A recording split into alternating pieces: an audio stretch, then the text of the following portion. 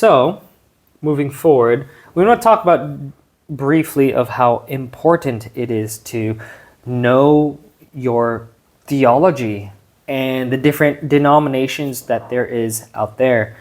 Because neglecting your theological convictions or denominational differences will lead you into things that you may not believe, or lead you into a kind of blindness when it comes to theology. And the thing is, everyone's a theologian. I had a buddy of mine this last Sunday that I understand his message, what he was talking about, but he was saying that he didn't want to be some white-towered theologian. He wanted to be someone who is just fully devoted to his Bible and really studying. But the thing is, R.C. Sproul said it, everyone's a theologian. It just depends on what type of theology that you hold. So what do I mean by theology? Theos is God. Ology means to the study of, so the study of God.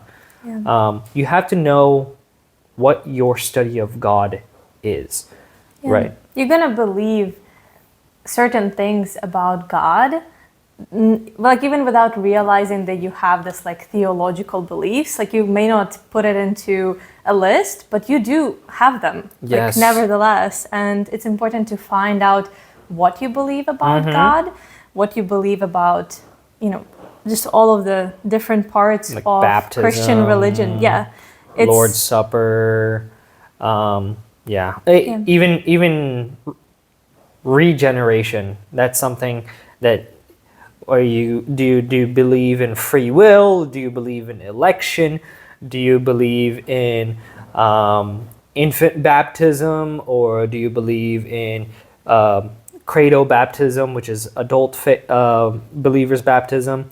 Do you believe like congregational style? We were in a congregational style church until we split off from that church and found that biblically plurality of elders was something that we saw in the Bible. So we were looking forward towards that church. Our church plant right now has and is moving towards plurality of elders, at least in its statement documents that we established. What else? Tithing. I know that some churches abuse that as well.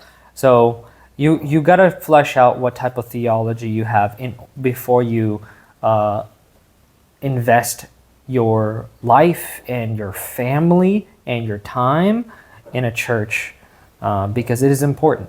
And currently right now, our denomination is Reformed Baptist. We'll have some links down below for any denominational differences that you want to take a look at, or if you want to take a look at what we believe as Reformed Baptists.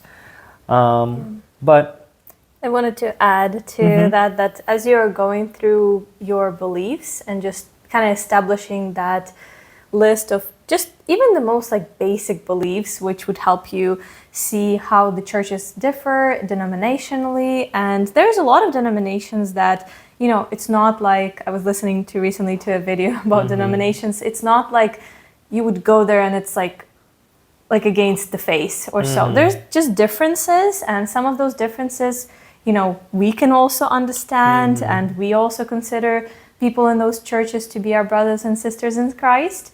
But as you're going through your theology and just what you believe, you will find that you do start aligning with a certain denomination. And that is a pitfall that we struggled when we were young in the faith, was that we thought that like, denominations, they have a lot of weight, too much like, I don't know, either some, our background had us think something bad about a denomination, or I don't know, some people around us had us think something, good about this denomination, bad about this. And we just thought, why don't we just not align with any of them and go to like a non-denominational? And that's what I think a lot of young people lean into now, because it's so much easier, right? But actually, like as you start looking at your theology, you will find that you do align with certain denomination more, and especially as you look at the Bible, because this finding your theology will lead you to the Bible and to ask the questions, okay, wait, what does the Bible say about this? Yes. And I would encourage that, because I think it's important to define that, and you don't want to just go to a non-denominational church or maybe a certain denomination just because, your grandma went there when you were 5 and you're like, okay, I guess that's what everybody does. Like, it's important to at least consider what are the differences and not just push it off, because that's what we did. We were like, no, we're uncomfortable with it, forget about it. But with time, we realized how important it is to actually consider. Yeah. Non-denominational is a denomination of itself.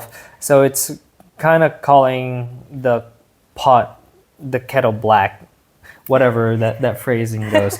And one of the biggest benefits of denominations in general is that you get a snapshot of what that church may or may not believe. Presbyterian, you can go either the biblical conservative way, which is the PCA church, Presbyterian Church of America, which is where our mentors go to, or you have something like PCUSA, where it's a Presbyterian church, but it's gone liberal, it's gone towards the LGBTQIA system, and all of that sorts.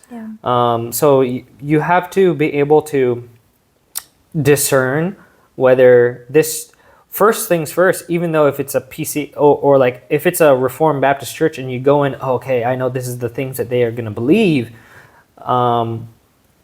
they may not openly preach the same way that they say on their website or their core documents, because at the end of the day, mankind is fallen. So denominations are good that you get a snapshot of what that church may or may not believe. Rather than like if you have a non-denominational church, you really don't know. You're just gonna show up there and it's a Wild West. Your pastor may, fly off from the ceiling on a parachute, or he may just have a regular sermon. I think a good example of a normal non-denominational Reformed church is Alistair Begg.